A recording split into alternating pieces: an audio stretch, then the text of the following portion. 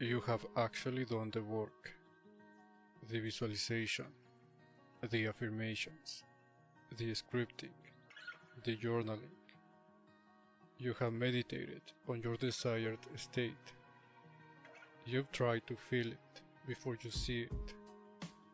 You understand the concepts, state first, living from the end, frequency.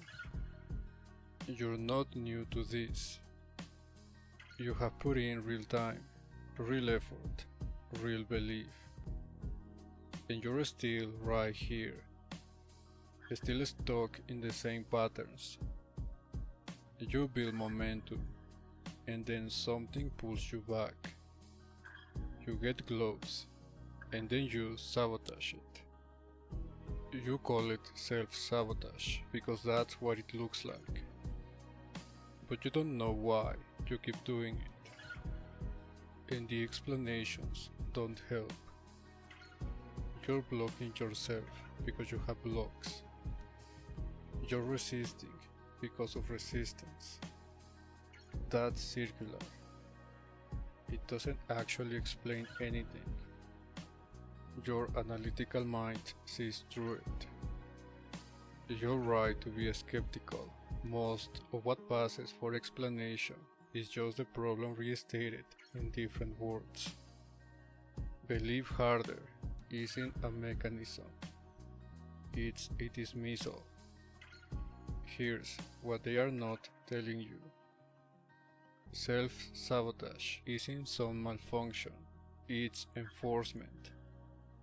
You are enforcing rules about what's possible for you, what you deserve, how things work, and you have been enforcing them so long you forgot they were rules at all. They feel like facts, like just reality, but they are not. They are rules you stopped questioning. The question isn't, why do I keep sabotaging myself? The question is, what rule am I enforcing that I cannot even see anymore?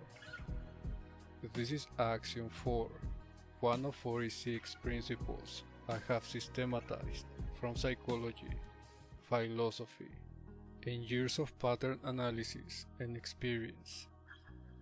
It explains why your internal war never ends. You're fighting an enemy you cannot see, because you are the enemy. And it reveals why the prison feels so inescapable.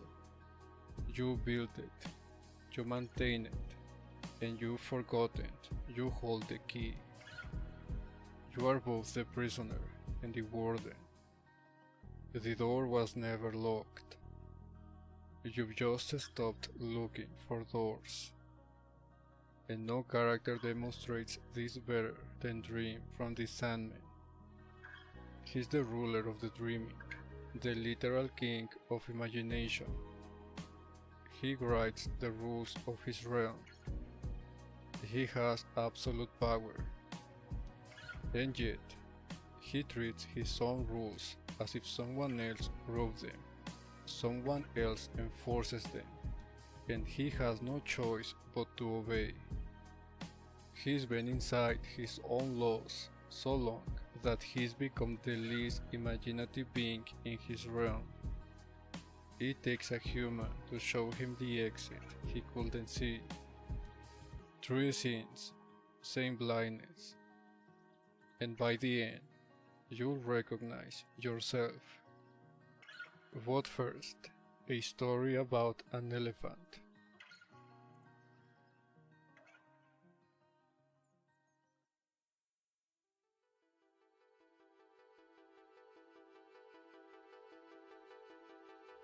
You've probably heard this one.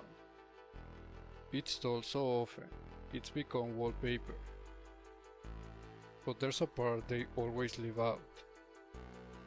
A baby elephant is tied to a wooden stake in the ground. The rope is strong, and the stake is deep. The elephant pulls, strains, tries to escape, and fails.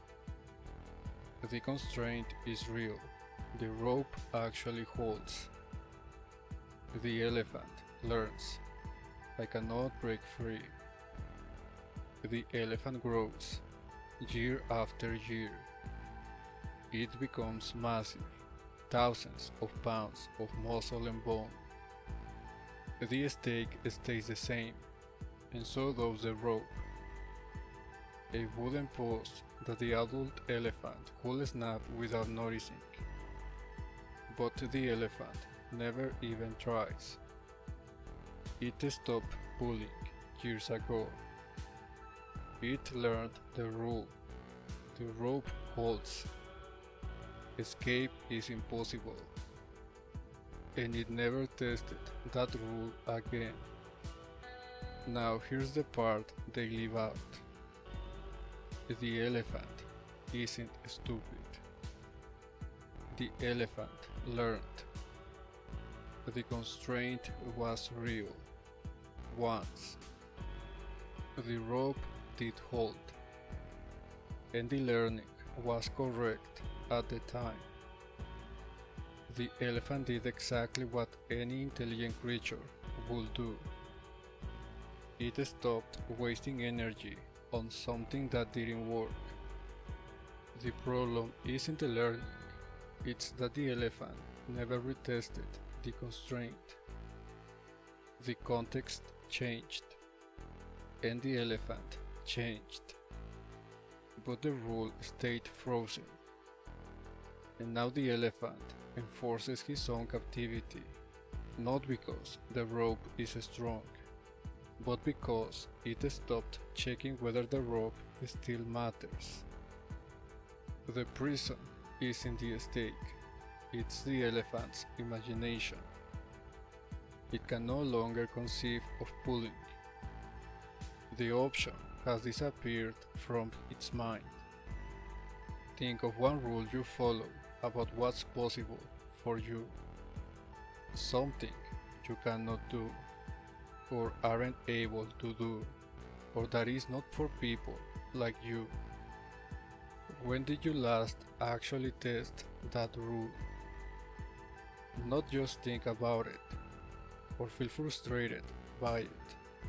Actually test it. Put weight on the rope and see if it still holds. Hold that rule in your mind. Just keep it nearby. You'll need it later. Now, when you watch Dream, watch for these moments where he could choose differently, but speaks as if he has no choice. The language of impossibility. I cannot. That's not possible. It must be this way. And watch for other characters offering him exits that he cannot see. Doors he's stopped looking for altogether. Let's see what happens when the ruler of imagination runs out of imagination.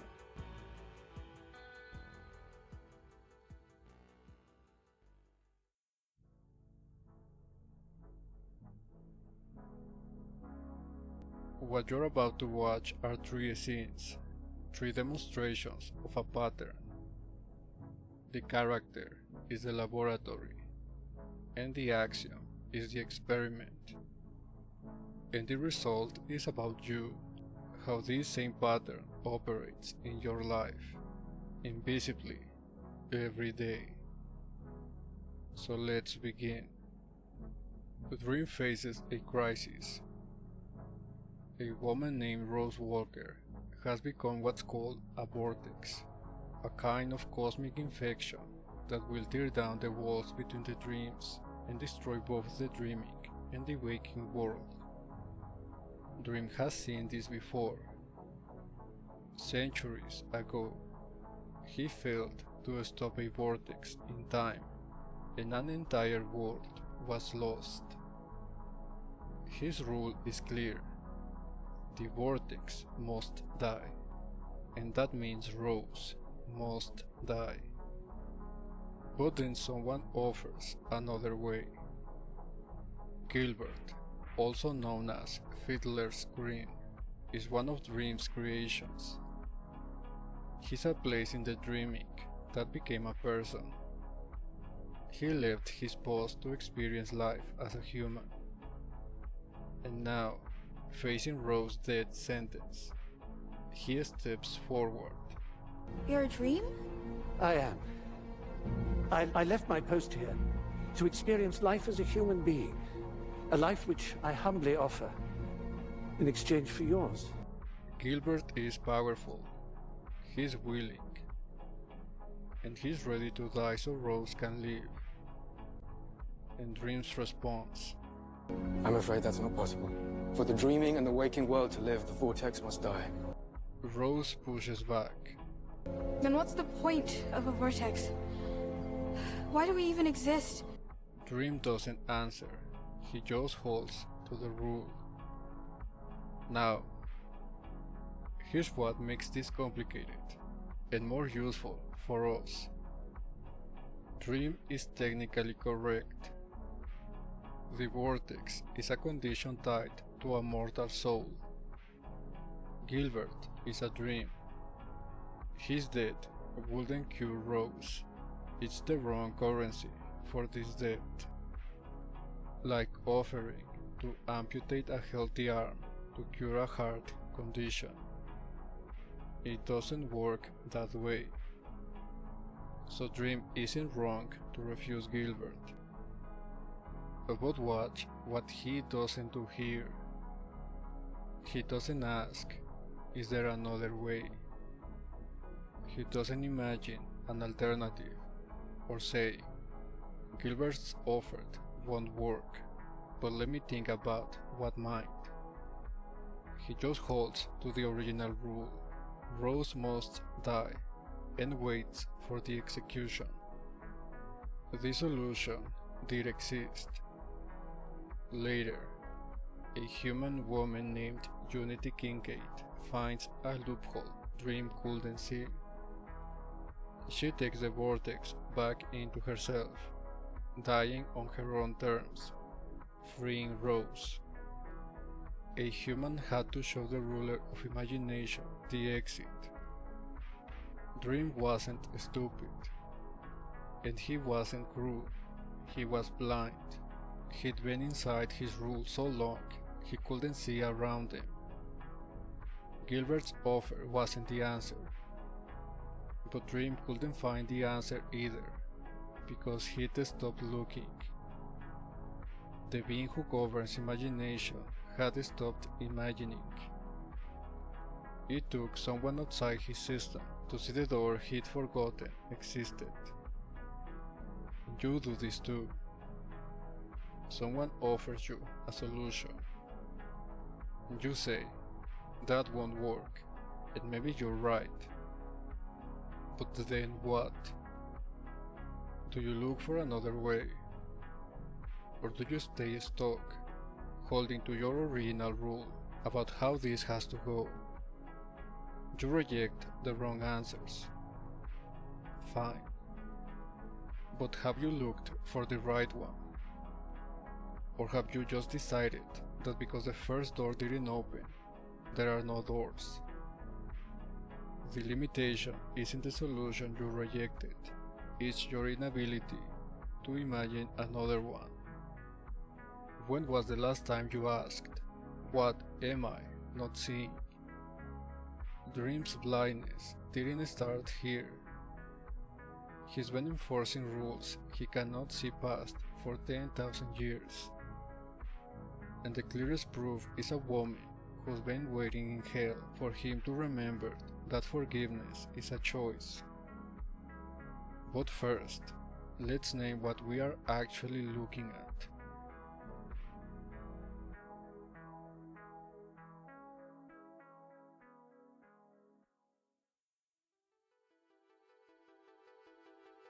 What you just watched has a name.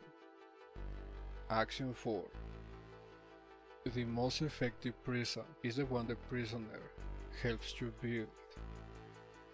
Dream didn't lack power, and he didn't lack intelligence. He lacked the ability to see past rules He'd been enforcing so long they'd become invisible. That's not a character flaw, that's a mechanic. And it operates in you every day. So here's the principle. Force and coercion are expensive. They require constant enforcement, constant surveillance, constant pressure. But if you can make someone believe the prison is necessary, if you can convince them to build the walls themselves, maintain the locks, and defend the bars, the prison becomes self-sustaining. No guards required. The prisoner does all the work. This is how all lasting control works. External control is introduced once. A parent's rule, a teacher's judgment, a failure that taught you what was possible, society's expectations, a moment where pushing against the constraint didn't work, so you stopped pushing, and then you internalize it. This is for my safety. This is how things are. This is just who I am. The moment you accept the rule as identity, you become the warden of your own cage. You don't need anyone to enforce it anymore. You enforce it yourself. You defend it when challenged, and you explain why the bars are necessary. You punish yourself for even thinking about the door. But there's a second stage most people never notice. You enforce the rule so long that you forget it's a rule at all. It becomes invisible. It stops feeling like a belief and starts feeling like reality, like truth, like just how things are. You don't see it as something you're doing. You see it as something that is. That's where dream is, and that's where you might be too. Here's what mainstream manifestation gets wrong. They tell you limiting beliefs are blocking you. But blocking is passive. Something happens to you. You're not blocked. You are enforcing. You are the guard, the one holding the door shut while complaining that it won't open.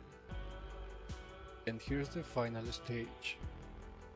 You have enforced so long that the rule became invisible. It looks like fact. So when someone says, just change your beliefs, you hear nonsense, because you don't experience them as beliefs. You experience them as reality. Dream doesn't think he has rules. He thinks he's responding to how things are. And that's the trap. And this is why your manifestation fails. You're trying to create a new reality while simultaneously enforcing rules that contradict it. You visualize abundance while running the program "Money is hard for people like me." You affirm love while enforcing "I always get hurt." And you work on your state while the invisible rule says, "This works for others, not for me." And you cannot see the contradiction, because the rules don't look like rules.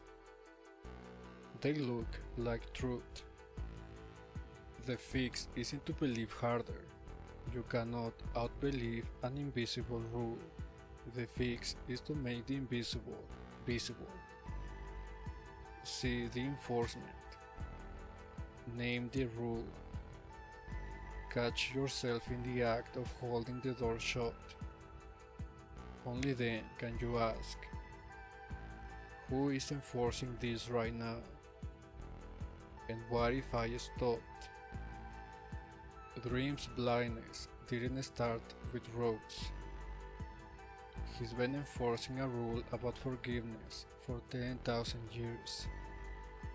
A woman he's been waiting in hell, asking him to remember that his own choice is what keeps her there. Let's watch what happens when the prison becomes so complete that even love cannot unlock it.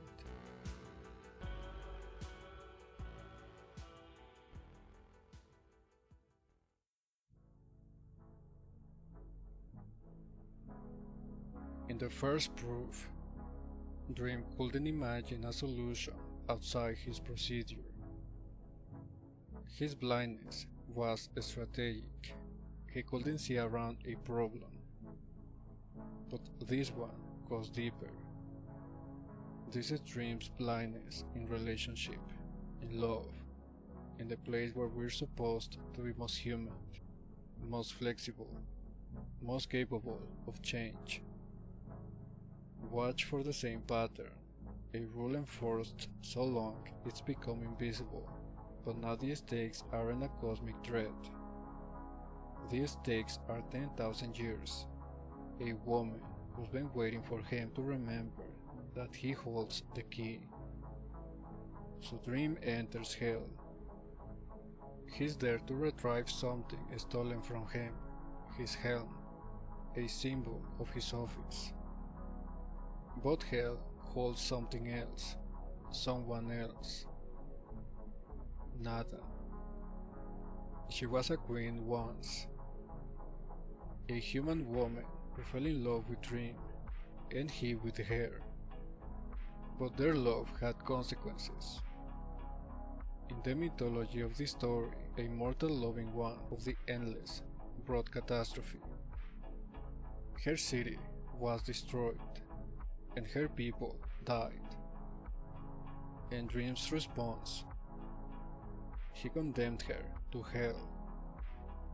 That was 10,000 years ago. Now walking through hell, Dream sees her. She recognizes him immediately. Michael. Dream Lord. It is you. She asks him for one thing. It pains me to see you like this. Then free me, Lord. Only your forgiveness can free me. Do you not still love me? And Dream's answer, It has been 10,000 years, Mud. I still love you. But I have not yet forgiven you. then he walks away, and she remains in hell. Listen to that phrasing, not I cannot forgive you. That will imply inability, something outside his control. And not I will not forgive you. That will require owning the choice, admitting it's a decision he's making. He says, I have not yet forgiven you. As if forgiveness is something that happens to him. An event he's waiting for. A condition that hasn't been met. He speaks about his own choice as if it's weather, something he observes, not something he controls. And he's been speaking this way for 10,000 years. Dream isn't following some external law. There is no cosmic rule that says he cannot forgive her. Hell holds her because he condemned her, and his forgiveness would release her. She told him the mechanism directly. Only your forgiveness can free me. He has the key. He's always had the key. He just won't turn it. And later in the series, Dream admits to his sister Death that his treatment of Nada was wrong. The moment he decides to stop enforcing the rule, the law vanishes. He frees her. It was always a choice. Which means for 10,000 years, he enforced a prison, he could have opened at any moment. Not because forgiveness was impossible, but because he'd convinced himself it wasn't available yet. He turned his personal hurt into cosmic law, and then forgot he was the one who wrote the law. You do this with forgiveness, not "I won't forgive them." That would require owning the choice. Instead, it's "I cannot forgive them." As if forgiveness is a door that only opens from outside. As if you're waiting for something, an apology, an acknowledgement, enough time to pass, some condition to be met. But you set the condition, and you never defined when it would be satisfied. So you wait, and the years pass, and the grudge stays exactly where it is. The grudge isn't something you are carrying, it's something you're holding. There's a difference. Carrying is passive, weight you're stuck with, but holding is active, a choice you're making, moment by moment, to not let go.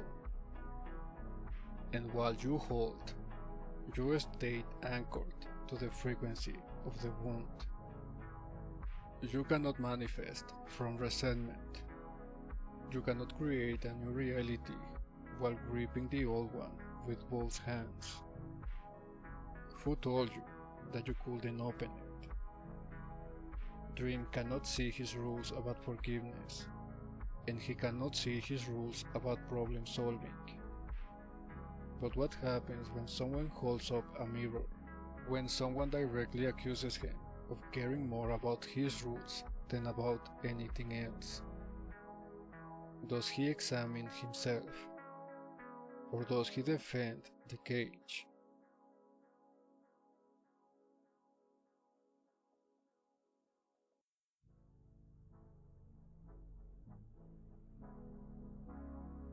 So you might be asking, why is Dream like this? He's not a villain, and he's not stupid.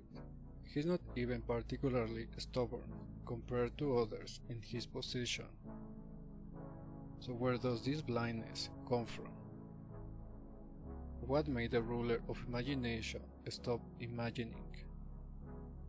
The answer is in what he is, and what happened to him. Dream is one of the endless. 7 beings who aren't gods, exactly. They are anthropomorphic personifications of universal concepts: destiny, death, dream, destruction, desire, despair, and delirium. They have existed since the beginning, and they will exist until the end. Dream doesn't just rule the dreaming, he is the dreaming. His identity and his function are the same thing. When mortals sleep, they enter his realm, the collective unconscious. Every hope, every fear, every story ever imagined flows through him. Without a structure, it would be chaos, and without rules, it would consume everything. So Dream made rules. He had to. The dreaming required order, and over billions of years, he became the enforcer of that order, the lord of boundaries, the keeper of what is and isn't allowed. And then he was captured. For over a century, Dream was imprisoned by a human occultist, locked in a glass cage, unable to act. And while he was gone, the dreaming fell apart. His creations wandered, and his realm decayed. Nightmares escaped into the waking world. Everything he had built began to crumble. when he finally escaped, his mission was restoration. Put things back. Rebuild what was lost. Return everything to how it should be. But here's the thing about restoration. It assumes the old way was right. It assumes the rules that existed before the crisis are the rules that should exist after. Dream didn't return asking, what needs to change? He returned demanding, why has anything changed? And there's something else, something older. Before his imprisonment, Dream faced a vortex, the same kind of threat Rose Walker became. He didn't stop it in time. He failed, and an entire world was destroyed, gone, because he wasn't rigid enough, because he didn't enforce the rule absolutely. That failure lives in him. His rigidity isn't just duty, it's trauma, the terror of what happens when he doesn't hold the line, the memory of a world that died because he hesitated. So he stopped hesitating, stopped questioning, stopped imagining alternatives, because the last time he imagined an alternative, a universe paid the price. Your rules were created in response to something real too. A parent's criticism, a failure that hurt, a moment where the constraint made sense, where following that rule protected you from something. But that was then. The context has changed, and you have changed. And the rule is still running. You're not still following it because it's true. You're following it because you cannot see it anymore. It is not a rule in your mind, it's just reality. So the pattern is set. Dream is locked inside rules he cannot see past, enforcing a prison he built in response to pain he cannot release. But why does this blindness persist? What keeps the prison invisible? Let's go deeper.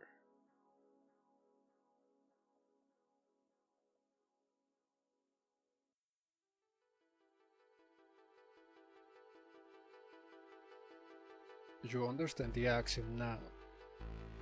You have seen it operate twice, in Dream's inability to imagine solutions, and in his refusal to see forgiveness as a choice. But understanding the what isn't enough. You need to understand the why. Why does this blindness persist? Why do the rules become invisible? And why is it so hard to see the prison when you're the one who built it? 2000 years ago, the Roman philosopher Cicero made an observation that explains everything we've been watching. He was analyzing fear, specifically the universal human fear of death, and he noticed something strange. The fear doesn't hold up to logic. If death is extinction, there's no subject left to suffer, so what is there to fear? If death is an afterlife, it's a transition, maybe even a promotion. Either way, the fear doesn't survive examination. So why do we fear it? Cicero's answer: because fear of death is an opinion, not a fact.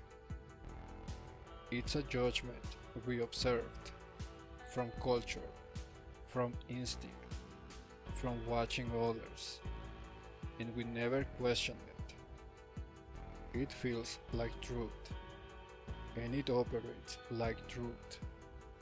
But it's not truth. It's an unexamined opinion that became invisible. This is exactly what Dream is doing, and it's exactly what you're doing too. Your limiting beliefs, money is hard, I always fail, people like me don't get that, are not facts, they are opinions, judgments you absorbed somewhere, at some point, for some reason that might have made sense at the time. And you've held them so long, they stopped feeling like opinions. They feel like just how things are. Cicero proved 2000 years ago, unexamined opinions become prisons. The bars are made of judgments you never questioned, and the moment you examine them, really examine them, you often find they don't hold up. Here's why you cannot just think your way out. In the 1930s, mathematician Kurt Gödel proved something that shook the foundations of logic. His incompleteness theorem showed that any sufficiently complex formal system contains true statements that cannot be proven from inside the system itself. Which means there are things the system cannot see about itself. Blind spots that are structural, not accidental. Douglas Hofstadter extended this insight to human cognition. Your mind is a formal system. It has rules, patterns, structures, and like any formal system, it has blind spots, truths about you and your potential that cannot be accessed from inside your current way of thinking. This is why Dream couldn't find the solution Unity found. He was inside the rule set. The exit was in his blind spot. It took someone outside his system, a human, not bound by his ancient laws, to see what he couldn't. And this is why just change your beliefs doesn't work. You cannot see the belief that's trapping you, because you're inside it. It's not a belief to you, it's the lens you're looking through. You cannot examine the tank you're using to examine everything else. So what's the way out? Something from outside, a different perspective, a question you didn't know to ask. Sometimes it's another person, sometimes it's a shock, sometimes just the willingness to admit there's something here I cannot see. Dream needed unity. You might need something similar, not to think harder, but to see it differently. But there is a reason your mind does this. It's not a bug, it's a feature. The part of you that maintains these invisible rules. Call it the ego, call it the protective self. I call it the totalitarian ego, and it has one job. Keep you safe, keep the system stable, avoid threats.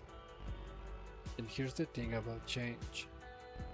To the ego, change is a threat. If you believe money is hard for people like me, that belief protects you from trying and failing. If you believe I always get hurt in relationships, it protects you from vulnerability. And if you believe this works for others, not for me, it protects you from the devastation of genuine hope that doesn't pan out. The prison feels like protection. That's why you defend it. Dream defends his rules because without them, he doesn't know who he is. The rules aren't just policies, they are identity. I am the one who maintains order, the one who doesn't forgive easily, the one who holds the line. Take away the rules, and what's left? The ego would rather keep you in a familiar cage than risk you in an unfamiliar freedom. The known prison feels safer than the unknown alternative. So it maintains the rules, hides them from your awareness, and convinces you they are not rules at all, just reality. That's not evil, it's machinery. What machinery you didn't choose? And machinery you can learn to see. You've seen dreams' blindness in problem solving, and you have seen it in forgiveness. You understand the mechanics now, how opinions become invisible, how the mind protects its prisons. But there's one more proof, the most brutal one.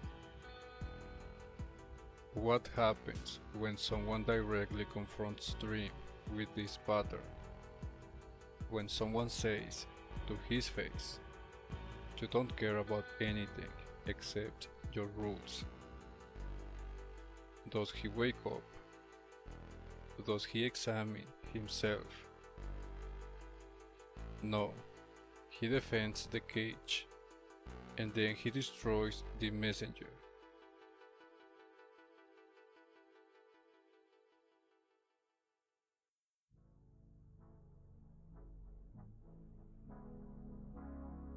This is the final proof, and it's the most damning. In the first proof, Dream couldn't imagine a solution. His blindness was strategic. In the second, he couldn't see forgiveness as a choice. His blindness was emotional. Now watch what happens when someone names the pattern directly. When someone looks at Dream and says to his face, "You only care about your rules." Does he examine himself? Does he pause? No.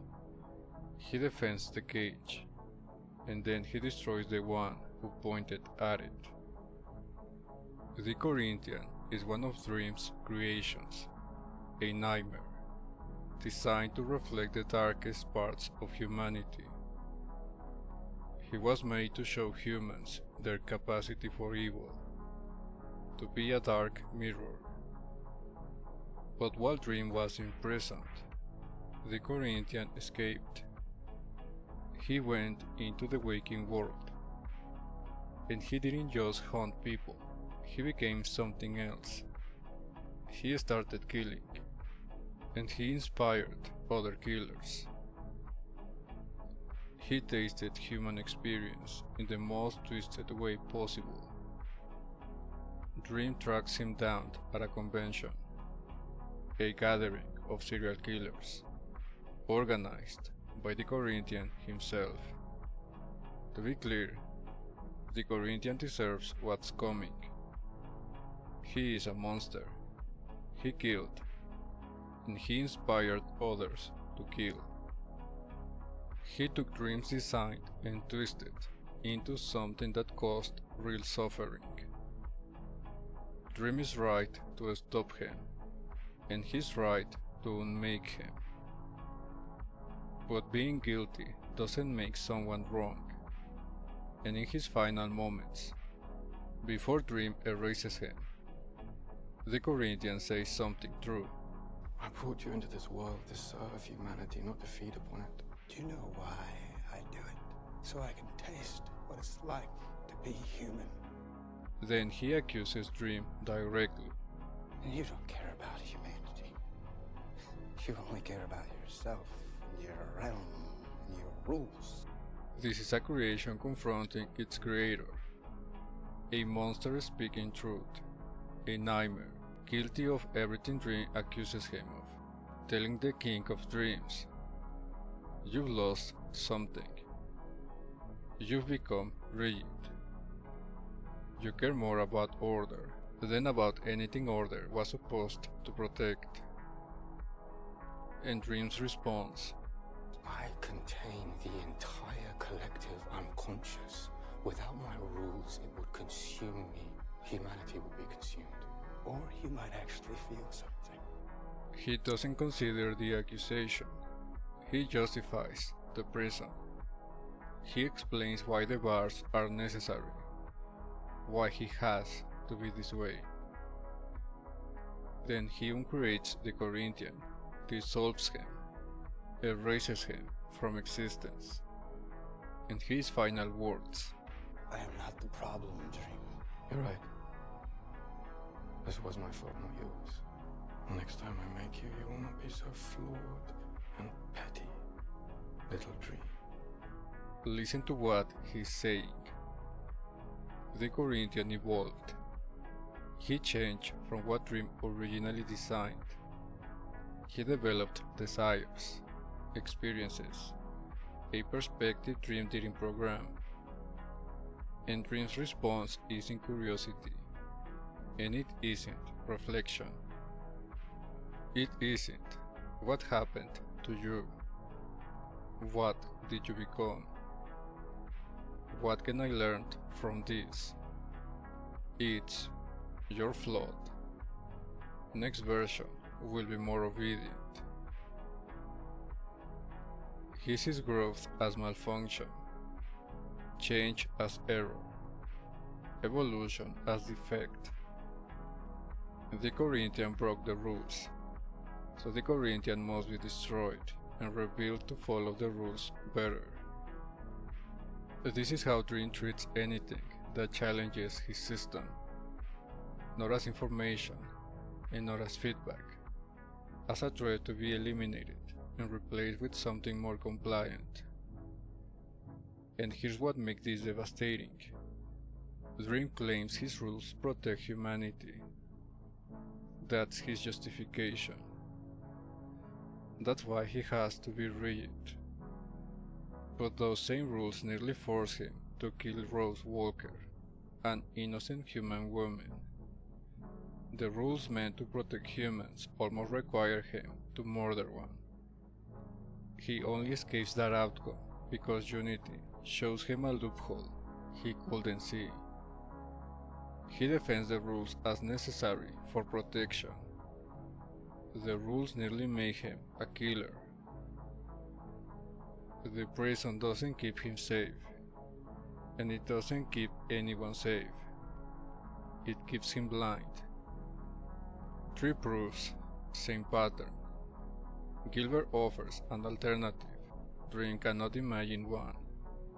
The doors exist, but he stopped looking for doors. Nada asks for forgiveness. Dream cannot see it as a choice. He waits for permission only he can give, and calls the waiting reality. The Corinthian names the pattern directly. Dream defends it, destroys the messenger, and promises to build a more obedient version next time. This is what happens when the prison becomes total. And you do this too. Someone gives you feedback, a friend, a partner, a therapist, and before they finish speaking, you're already explaining why they don't understand, why your situation is different, why you have to be this way. Not let me consider that, not that's uncomfortable, but maybe there's something there. Just defense, justification, the bars explained as necessary. And sometimes, when a part of yourself breaks the rules, a desire that doesn't fit your self-image, an ambition that contradicts your realistic identity, what do you do? Do you listen to it? Do you ask what it's trying to tell you? Or do you suppress it, dismiss it as weakness, and promise yourself you'll be better, more disciplined, more controlled next time. Next time I make you, you will not be so flawed and petty, little dream. You have said that to yourself, about the parts of you that don't match the rules you have decided to follow. And every time you suppress the part instead of questioning the rule, you lock the cage even more. The Corinthian was trying to tell Dream something. Dream dismissed it entirely. What have you been dismissing instead of hearing?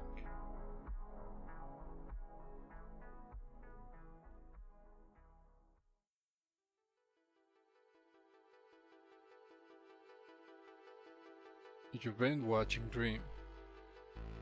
You see him unable to imagine alternatives, unable to see forgiveness as a choice, unable to hear feedback without defending the cage and destroying the messenger. But you haven't just been watching Dream. Let me name the deepest pattern directly. The rule.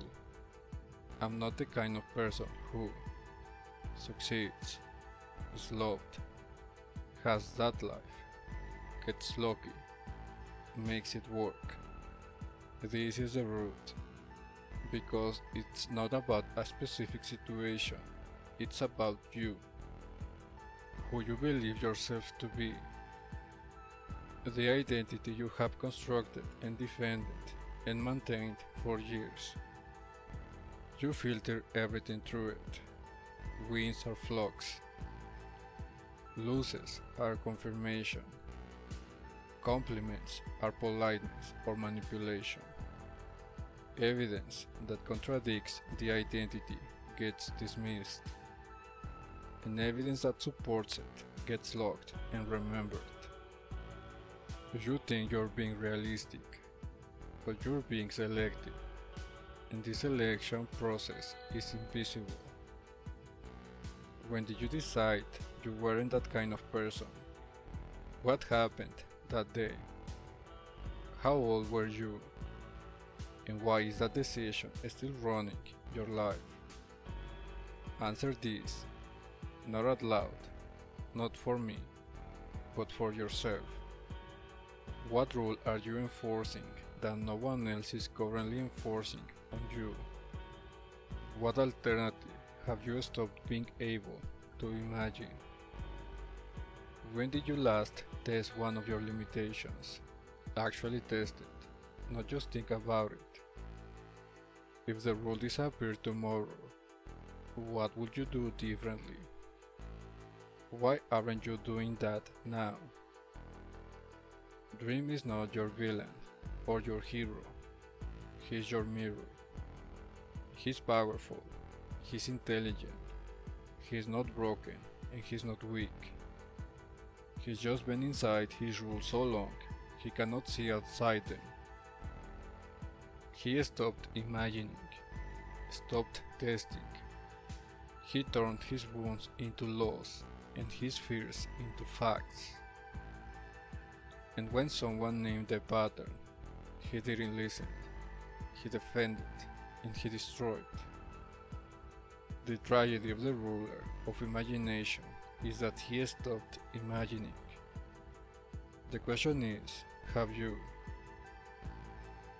I believe that people frustrated with manifestation should understand why it's failing and how to defend it intellectually. The mechanics, the timeline, the internal war, not just be told to visualize, detach, and believe. This is the internal war. You are the prisoner, you are the garden, and you are the bars. And the first step is in breaking the prison. It's seeing it, making the invisible visible, recognizing the enforcement that's been running in the background of your life, disguised as truth. That's the work. And now you know where to look.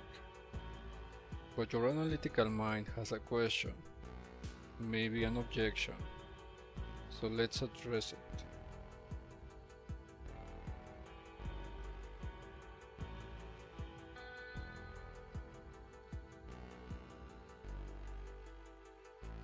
Part of you is holding back right now. You have been watching, maybe nodding along, but there is a voice in your head saying, "This is just pattern matching on a TV show." You're reading meaning into a story because you want it to be there. Confirmation bias. And maybe, even if the pattern is real for Dream, how do I know it applies to me? This is fiction. My life isn't fiction. And that's fair. Here's the thing. You're not wrong to think that. Most manifestation content is exactly what you're describing. Vague claims that cannot be tested. Convenient interpretations. Evidence that only works if you already believe. The field is full of pattern matching dressed up as insight, and your skepticism is a reasonable response to years of that. I'm not going to tell you to turn off your critical thinking. That's the opposite of what I want. I'm not asking you to believe anything. I'm asking you to observe, to run an experiment, to collect data on yourself. The claim I have made today is specific. You are enforcing rules you cannot see. Rules that feel like reality, but operate like choices. Rules that block your manifestation while staying invisible. That's testable.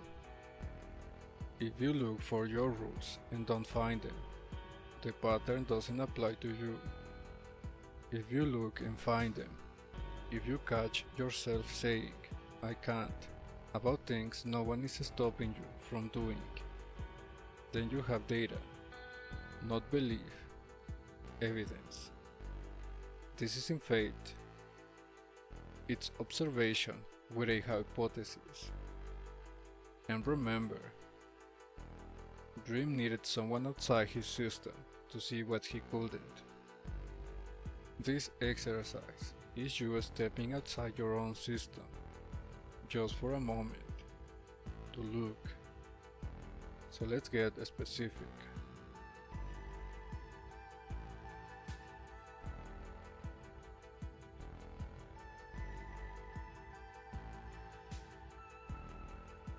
This solution is not belief harder. This solution is visibility first, then testing. Dream couldn't find the exit because he stopped looking for exit. You're going to start looking again. Here's how. Step number 1. The rule inventory. First, collect the rules. Write down 3 to 5 rules you follow about what's possible for you.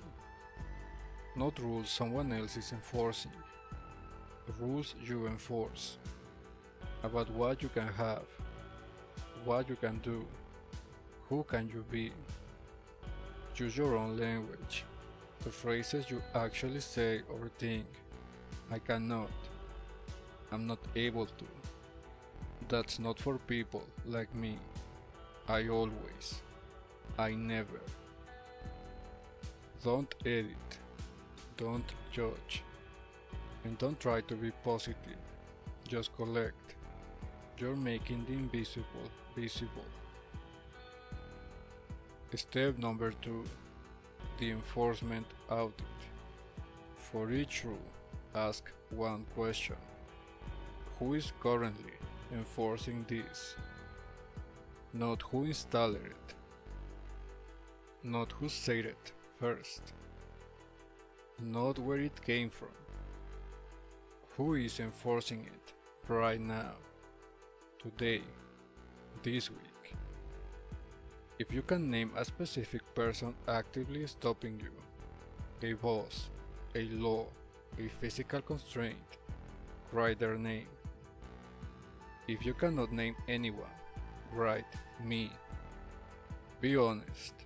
Most of the rules have no external enforcer. You are the guard. You are the warden. You just didn't know. Step number 3. The origin question. For each rule, ask, when did I learn this? What was happening then? Most rules were installed in a specific context. A parent's voice, a teacher's judgment, a failure that stung, a moment where the rule made sense, where following it protected you from something real. But that was then. The context is gone, and the threat is gone. You have changed. You are the elephant. The stake is the same size it always was. But you grew up and you never retested. Write down the origin if you can find it. Sometimes just seeing when the rule was installed shows you how outdated it is. Step number 4. The imagination test. For each rule, ask, what alternative have I stopped being able to imagine? Dream couldn't imagine a solution outside his procedure. Couldn't imagine forgiveness as a choice. Couldn't imagine his creations evolving legitimately, even if they did it for the worse. What cannot you imagine? Write it down, even if it feels impossible. Specifically, if it feels impossible. The impossibility is the signal. That's where the blindness lives. Step 5. The small test. Pick one rule, just one. Design a small test, not a life transformation, a test. Something you can do this week that the rule says you can't or shouldn't. The question, what would I do if this rule didn't exist?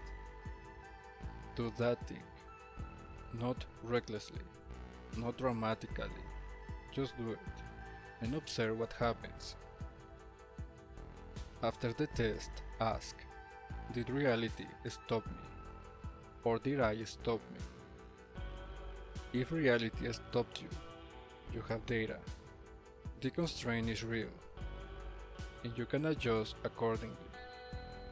If you stopped you, hesitation, fear, justification, excuses, you have different data. The rope didn't hold, you just didn't pull. Here's your experiment for the next 24 hours. Every time you say or think, I cannot, I'm not able to, that's not possible, or that's not for me, write it down.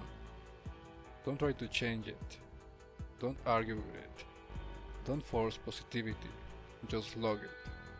Carry a note on your phone, a small notebook, whatever works. The goal is capture, not transformation. At the end of the 24 hours, look at the list.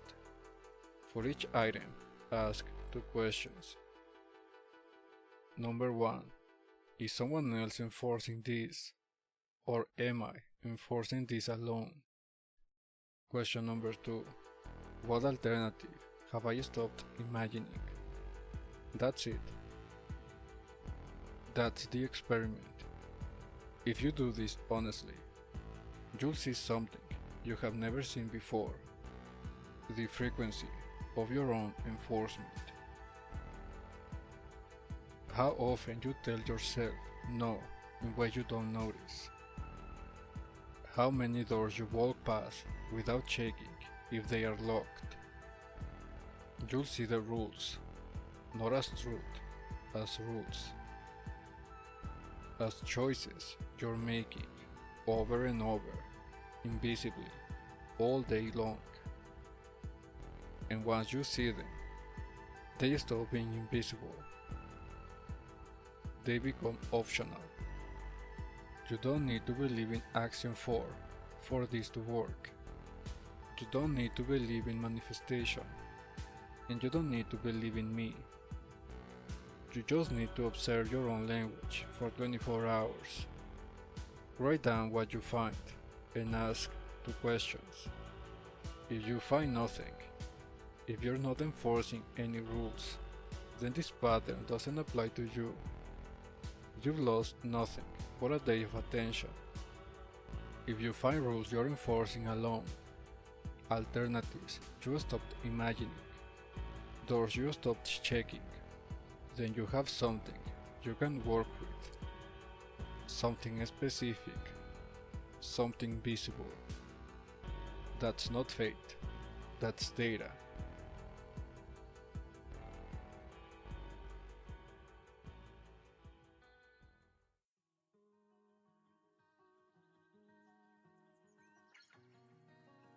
This mechanic doesn't care about your intentions.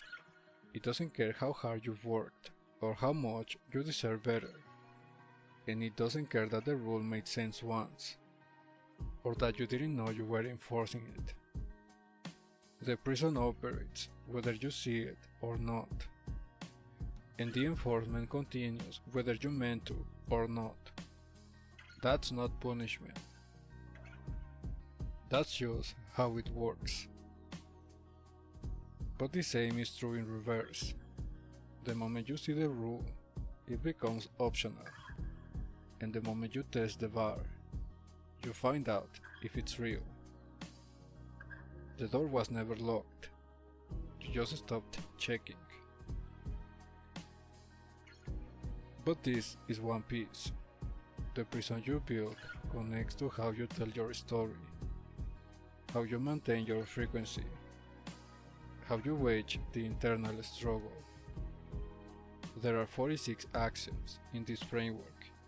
This is Axiom 4. Each one reveals a different part of the machine, a different way manifestation fails, a different mechanic to understand. This video showed you the cage.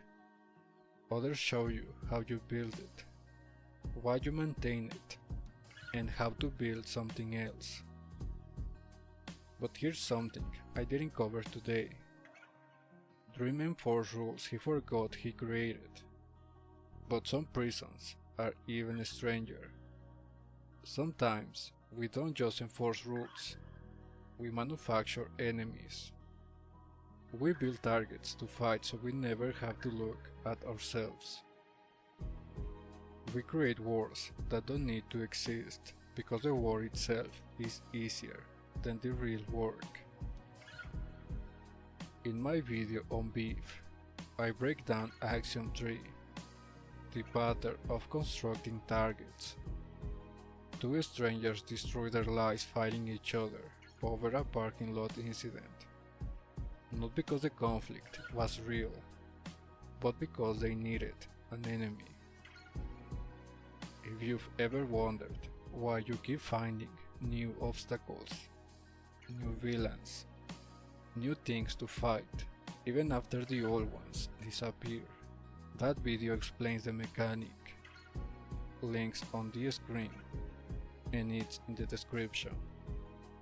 But wherever you go from here, your 24 hours experiment, every I cannot, every that's not for me, every I'm not able to, write them down. Don't judge them, just capture them. Then ask, who's enforcing this? And what have I stopped imagining? You don't need to believe anything. You just need to look. The door was never locked. You just stopped looking. So start looking.